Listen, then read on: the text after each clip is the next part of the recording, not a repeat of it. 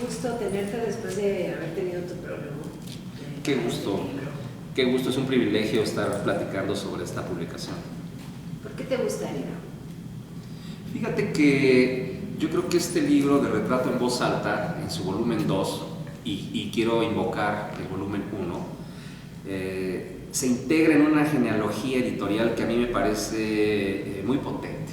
Es decir, el género de entrevistas con artistas, el género de visita a los santuarios de creación, que son los talleres estudio, ya es un género editorial muy importante en el tiempo que nosotros asignamos a la cultura artística contemporánea. Entonces creo que este libro llega en un momento muy preciso, no solo para insertarse en ese género de publicaciones, de conversaciones con artistas, en este caso visuales, sino que creo que además es una publicación muy pertinente porque la curaduría del elenco de artistas que están presentes en esta segunda entrega coincide con momentos muy importantes de la vida de estos artistas. Entonces creo que el libro se hizo, vamos a decirlo proféticamente, en una coyuntura muy exacta, diríamos casi geométrica. Sí, ¿verdad? ¿Y qué te parece el registro tan íntimo que hay de pronto, que surgen algunos, casi en todos los casos? Mira, me parece que aquí hay una cuestión de convergencia, es decir, Retrato en Voz Alta no solo es el retrato a partir de conversaciones que tú y el fotógrafo Alan Fees hacen con estos artistas. Yo creo que se quedan retratados todos, es decir, ustedes, tú a partir de la escritura y de la voz, en ese momento, en tiempo real. Creo que el trabajo, el protocolo estético que maneja Alan Fees también lo retrata a él. Él termina por ponernos un autorretrato a partir de los cuerpos y las identidades de los entrevistados. Y creo que además el guión de las entrevistas hace que estos artistas se descubran. Que no hay guión. Llamémosle guión a como lo percibes ya en la edición, ¿no? Me río porque vas sintiendo de acuerdo a lo que voy sintiendo un poco del otro. Pero sí, tú vas palpando, vas con el termómetro en tiempo real, ¿no? Son entrevistas que se van escribiendo en el momento, voy a considerar eso. Y creo que estas artistas y estos artistas al final se terminan por ver en el espejo de tus líneas de conversación, de tus preguntas, y se descubren a sí mismos. Creo que hay un tema que a mí me importa mucho, que es el tema de la individuación, como le llama la psicología junguiana, donde el venir a ser tú mismo en este momento queda claro, pero no, repito, no solo se ven en el espejo los artistas que están convocados, sino que Alan Fees y tú, Irma Cermeño, también se retratan. Y creo que al final se da una convergencia, un cruce de identidades. Sí, eso es bien interesante. Qué bonito eso. Y, a ver, ¿qué me dirías del libro? Bueno, ¿Qué sentiste cuando te lo di? De verlo, de reconocerlo, de descubrirlo. Fíjate que me gusta, y lo digo muy transparentemente, me gusta que es un objeto de arte el libro. No es un documento que solamente registre estos encuentros, estas potencias, estas individualidades. Creo que el libro en sí es un objeto de arte. O sea, la convención de diseño que ustedes eligieron es una convención que nos recuerda la hoja de contactos del fotógrafo. Cuando tú llegas a la entrevista, por ejemplo, de Graciela Iturbide, y te dice, estoy revisando, ahora que es pandemia, porque además debo decir que las entrevistas están hechas en tiempos distintos. Este es un proyecto de 2 décadas, tú lo mencionas en tu prólogo. El texto pórtico donde tú nos introduces a esta aventura nos habla y nos recuerda que aquí hay 2 décadas, un poco más, de historia. Así que hay entrevistas que sí son como de hace más de 1 década y hay otras que son recientes. Incluso te das el lujo, en algunos casos, estoy pensando en la entrevista de Saúl Caminer, donde tú pones al final una adenda para decir, aquí va una actualización, ¿no? Yo hablé de esto en esta época, pero tuve una conversación después con él. Cuando tú llegas a la entrevista de Graciela Iturbide, ella misma menciona cómo maneja sus archivos. Cuando ella dice, yo pude poner mis rollos en hoja de contactos y ahí los dejo para ir evaluando qué de ahí se tiene que publicar. Este libro es un homenaje a las poéticas del fotógrafo. tenemos las hojas, están marcadas. En el epílogo, en el texto, digamos, del cierre, Alan Fish nos menciona cómo él eligió, digamos, un tipo de formato fotográfico, un tipo de interfaz, que en este caso es analógica, y cómo él trabajó con el papel de fibra. Entonces, lo que estamos viendo aquí es un facsimil de las impresiones del fotógrafo. Así que el libro me pareció a mí muy interesante, y voy a decir por qué, para no quedarme en la fórmula. Yo creo que un material que da cuenta de un fenómeno siempre debe de rendirle un homenaje a ese fenómeno. Este libro no solo le da voz a los artistas, sino que el objeto en sí es un homenaje a los protocolos del fotógrafo y a la estética del libro de artista visitado en su taller. Así que esta es una caja, porque además tiene un digipack de donde tú sacas este volumen, y entonces tienes aquí como si estuvieras teniendo acceso al archivo de un fotógrafo. Claro, pero es en voz alta. Pero como la voz alta es en tiempo real, al final tienes una transcripción. O sea, el libro tiene una serie de juegos que me parecen estéticos, que me parecen analíticos, y termina por ser una aventura objetual. Yo le llamaría un libro de artista. Y mira, si me acuerdo lo que dice Nahum Senil sobre lo que él hace con el Festival del Libro de Artista en la Casa del Poeta de Tenango del Aire, este libro podría ser un objeto que está dentro de las conversaciones de las que da cuenta. En ese sentido es misterioso, me gusta, es mágico. ¿Y qué te parece, cómo te parece que interactúan la foto y las conversaciones? El texto y la foto. ¿Cómo te parece que se acompañan? Ok, quisiera hablar primero de la estética de la foto.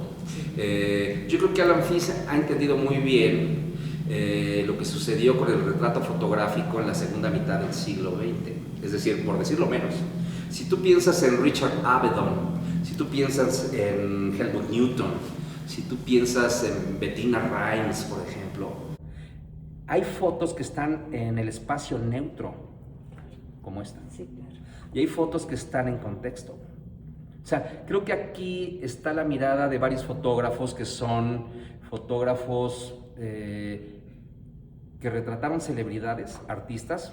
Es más, si nos vamos al siglo XIX con Karjat, o con Nadar, los inventores del retrato psicológico, además fotógrafos de artistas, porque digo, ellos retrataron a Courbet, a Baudelaire. Entonces, aquí estás viendo como que una historia de las poéticas del retrato de celebridades y de figuras, en este caso mitologías de artista, porque creo que este libro también pertenece a las mitologías de artista, en sus textos y en sus imágenes.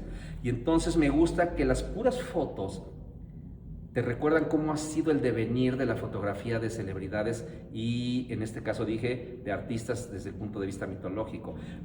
Ahora, si consideramos el texto, a diferencia de muchos materiales que son convencionales, tú no nos pones nada más la relación entre pregunta y respuesta, sino que pones acotaciones, haces apuntes como escritora, y creo que esto viene de tu input de novelista, o incluso de tu escritura de registro dramatúrgico. Pones acentos, pones acotaciones, y uno termina por leer estas transcripciones como si fueran el poema dramático.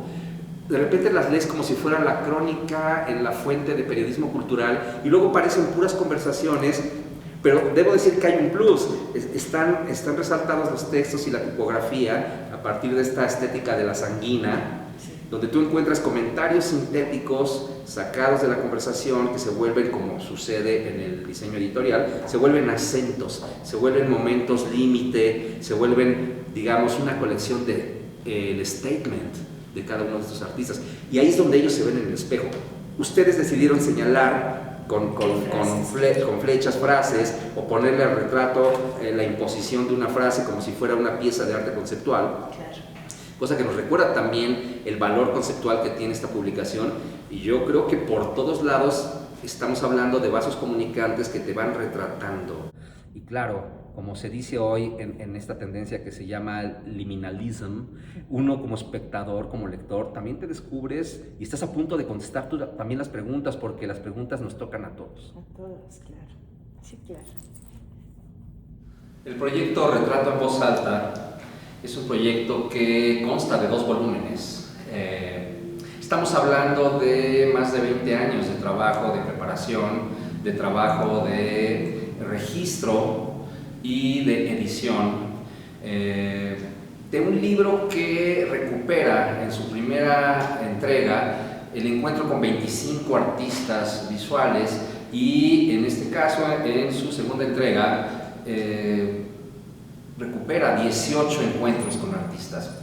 Es muy interesante descubrir que Retrato en Voz Alta es una selección que no es para nada aleatoria. Aquí hay un trabajo de, digamos, curaduría. Sabemos que la curaduría es una práctica presente no solo en el tema de la realización de exhibiciones, sino que en el mundo editorial, en el mundo gourmet, en el mundo de la arquitectura, en cualquier campo del saber, la curaduría es un principio básico. Esto es muy importante en los medios, en la tecnología, en el software, en el diseño del gadget. Hoy por hoy la curaduría es una clave, es decir, los visionarios y los equipos que son capaces de elegir, seleccionar datos, elementos, aspectos que deben tener un impacto en la industria cultural. Retrato en Voz Alta tiene una curaduría exquisita y voy a referirme específicamente al volumen 2. En estos 18 encuentros con artistas, hoy por hoy, 2026, podemos decir que hay una visión que termina por ser, he dicho en otras ocasiones, profética. Ya no están con nosotros algunos de los artistas que fueron convocados para estas conversaciones con Irma Cermeño y con el fotógrafo Alan Fis. Vicente Rojo, Gilberto Aceves Navarro, Marisol Warner Vaz, ya no están con nosotros. Quizá, como se anuncia en los textos del prefacio, estas son algunas de las últimas entrevistas que estas figuras del medio del arte, del medio avanzado del arte, concedieron para su registro y para su transmisión pública. Por otro lado, este libro toma el compromiso de hacer, o más bien dicho, de llevar al espacio social de la cultura estas conversaciones íntimas. Íntimas porque tuvieron lugar en un espacio personal, que es el estudio, el taller o el espacio doméstico, y que cumplen con la misión de entregarle al público la posibilidad de acceder a estos espacios de intimidad. Esto no es algo que sea de poco valor. En el mundo del arte moderno, y entiendo el mundo del arte moderno, el despliegue cultural que viene desde la era de la Ilustración hasta el arte contemporáneo, es muy importante que todo lo que sucede en la esfera artística sea llevado al medio social, ya sea público o privado.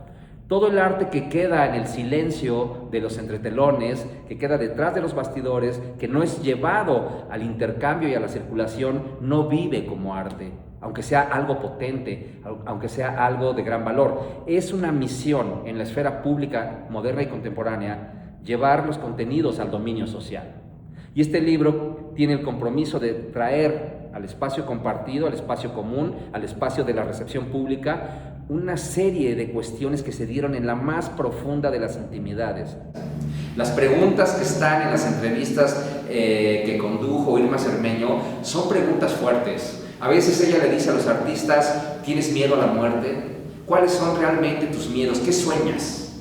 Por otro lado, en otro orden de ideas, de repente Irma Cermeño dice: ¿en qué estás trabajando ahora? ¿Cuáles son tus proyectos por venir? Bueno, ahora este libro se levanta de una forma muy interesante, porque el Gabriel de la Mora, que contesta la entrevista número 1 de este compendio, todavía no sabía que iba a trabajar para el Museo Fundación Colección Jumex.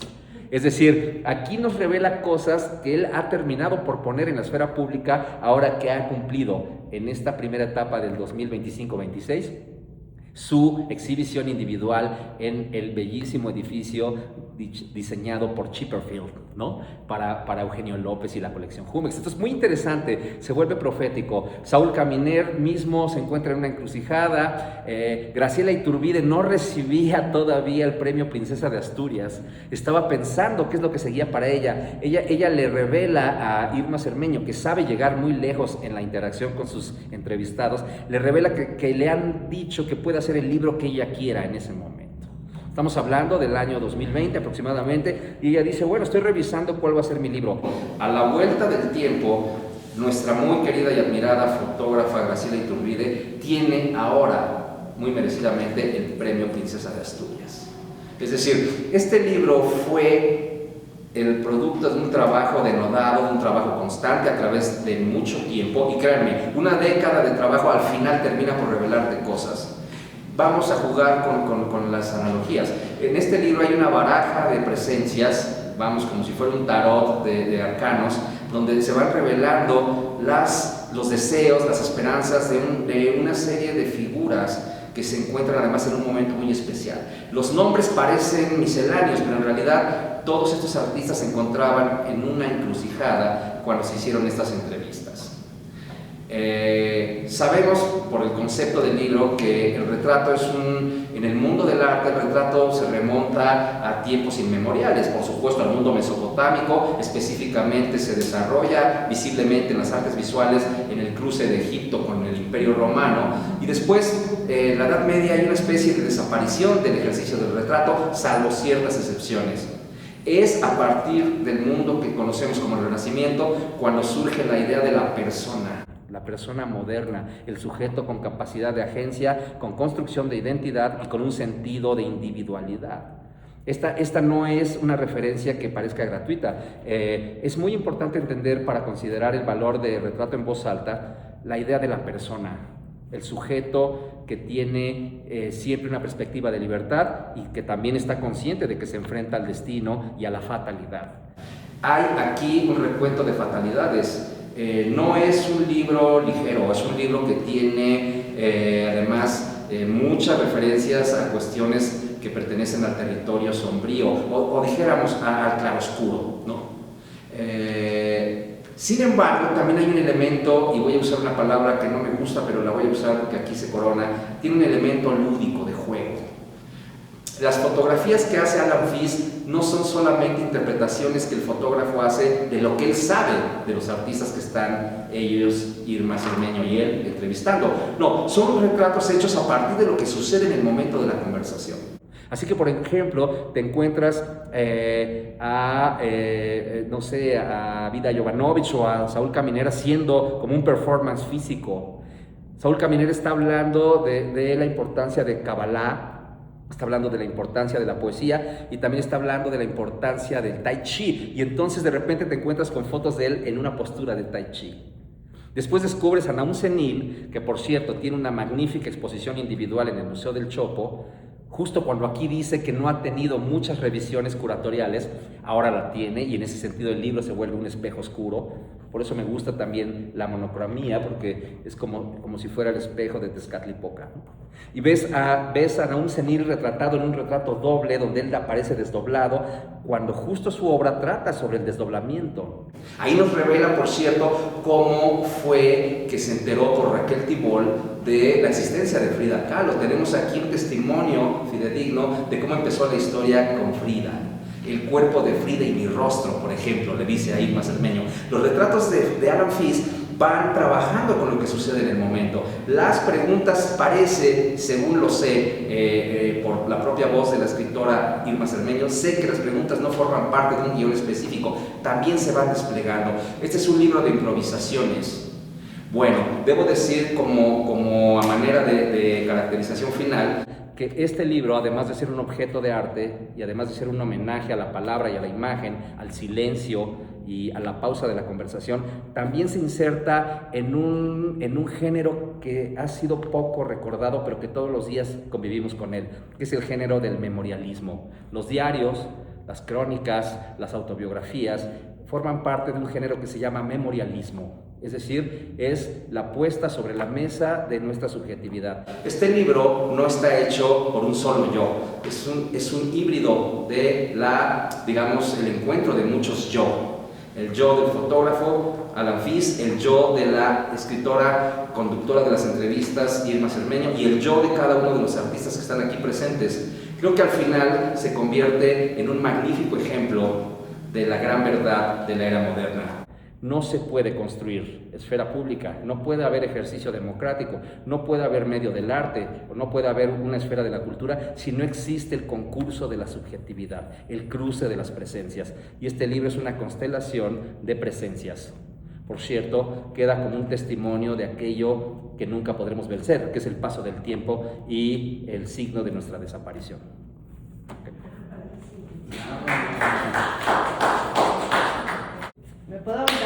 sí. Todo. No por nada. Yo haré lo mismo. Eso, pero...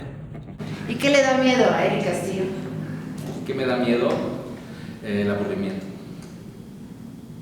La falta de complejidad, la desaparición de la conversación, la simplificación de las formas de ser, el olvido de que el conflicto es tan importante como la armonía. ¿Quién de estos artistas te ha inspirado especialmente? Podría decir Naum Senil por su historia, porque es un ejemplo de cómo algo que se da de manera realmente underground, ahora resulta que va a ser muy poderoso, porque su ejercicio de libertad en el tema de la vida personal, su conexión laica con lo religioso y su condición supuestamente marginal, ahorita van a ser un tesoro para lo que está sucediendo. Así que él es un ejemplo de que puedes resistirle a la vida y un día va a llegar el reconocimiento que, por cierto, tampoco le hacía falta. Podría decir alguien más, yo creo que Graciela Iturbide. Graciela Iturbide porque no tiene empacho en decir lo que piensa, porque ha trabajado con mentes brillantísimas y ella ha sido una mente brillante más, y porque sigue siendo una persona casual que, por cierto, es tan elegante como una princesa y además tan luminosa como la más valiosa de las intelectuales, y eso creo que es inspirador para la gente joven. De los textos, ¿alguna parte que te haya resultado conmovedora? Sí, por supuesto. Hay un momento en donde la conversación de Irma Cermeño con Javier Esqueda nos demuestra que hay muchos artistas que están en el olvido, que están fuera del canon. Y muchos de estos autores o artistas ya no hablan con nadie. A mí me conmovió mucho que un gran monstruo, un gran ogro social como Javier Esqueda haya hecho revelaciones a Irma Cermeño de manera abierta y dándose cuenta que al final todo es tan importante porque nada importa. Así que hacer hablar a un artista que ha tenido todo para quedar en el ostracismo y para ejercer un resentimiento en una conversación tan poderosa como es la conversación directa, es la prueba de que no hay vida, por difícil que sea, que no pueda ser compartida. ¿Por qué ser crítico y curador de arte, Eric? Bueno, yo me formé como artista visual y nunca padecí no producir porque sentí que ya había muchas cosas y no quise agregar más cosas feas a un mundo donde ya había cosas muy buenas.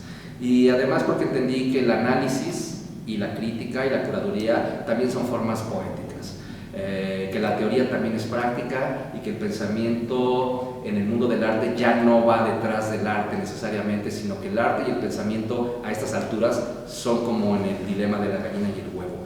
Ya todo puede influir a todo y ya no hay una sola figura, ni la gestión, ni la curaduría, ni la dirección, ni el management, ni el hacer arte, que vayan por delante de otra. Si lo concebimos con responsabilidad y con belleza, el medio del arte es horizontal, es relacional y todo tiene que ver con todo. Por eso siempre he sido un fan del concepto de la realidad del budismo.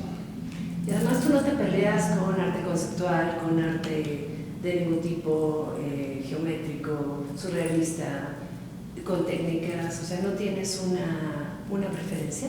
No, a mí me parece una vulgaridad descalificar un arte distinto, una tendencia diferente, porque creo justamente que si de por sí el ecosistema es un proyecto y no una realidad, yo creo que la pluralidad, el aspecto babilónico del mundo del arte, la diversidad, no es algo que debamos todos suscribir, pero sí debemos entenderlo. Podemos defender posturas, prácticas, puntos de acción, pero yo creo que ya me parece a estas alturas del conocimiento, y esto lo digo para las personas que están especializadas, no para los públicos que van accediendo. Las personas especializadas me parece que inciden en una vulgaridad si no entienden el poder de la diferencia. El mundo del arte es promiscuo, es politeísta, no es monoteísta, no es un mundo solamente de una mónada, es un ejercicio, es un ejemplo, como en la democracia de verdad, que todo mundo puede votar y ser votado, seas quien seas. ¿Y con qué sueña hoy Eric Castillo? Bueno, sueño con que no desaparezca la libertad de soñar. ¿Quién faltó? ¿Quién faltó? Para tu criterio, ¿quién faltó? ¿Quién faltó en esta curaduría? Yo creo que, y voy a apelar a un lugar común verbal, yo creo que están todos los que son y todos los que están, porque creo que los que faltan, que sí también son una lista, son los que queremos ver en Retrato en Voz Alta, volumen 3. Exacto. ¿Y quiénes son?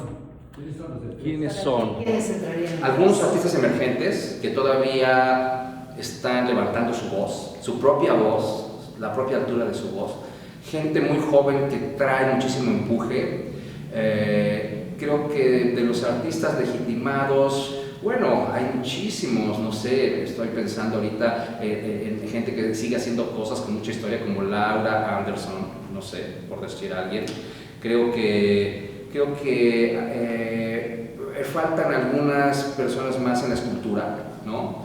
Creo que hay muchos artistas, sí, hay artistas en medios diferentes, pero creo que había que echarle un ojo a la gráfica también, ¿no? Para no dar nombres específicos, y también a los artistas intermediales.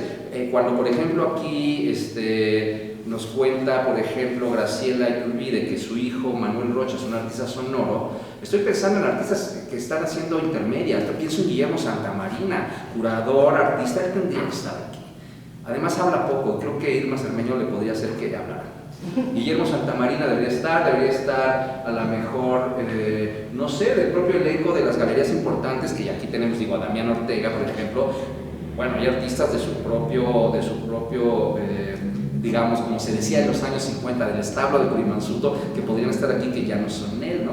Creo que también artistas que no son mexicanos, como sucede acá con Vicente Rojo o con la propia Jovanovich, artistas que no nacieron acá, pero ya forman parte de la escena, ¿no? Thomas Glassford, no sé, no sé si en el uno ya está alguno de estos. Es que en Retrato, una característica es que hayan hecho su carrera en México, muchos no son mexicanos. Pero sí, claro, que hayan hecho la carrera. Sí, claro, exacto. Creo que un volumen hipotético de Retrato en Voz Alta sí incluye artistas foráneos, por supuesto que tienen que ser artistas que formen parte de la escena mexicana. A eso me refiero, ¿no? El arte siempre se hizo con los oriundos y con los foráneos, tanto las escenas locales como las escenas internacionales. No sé, Ángel Zárraga fue un artista mexicano que formó parte de la escena de París. Y nosotros tuvimos artistas viajeros de diferentes partes que estuvieron acá. Cuevas mismo, o sea, hay artistas que además tienen un pie en una escena y otro pie en otra escena. No sé, acá debería estar, no sé, Mariana Castillo de Val, Germán Venegas, no lo sé. Hay muchos nombres. Se tendría que hacer un filtro, por supuesto, ¿no?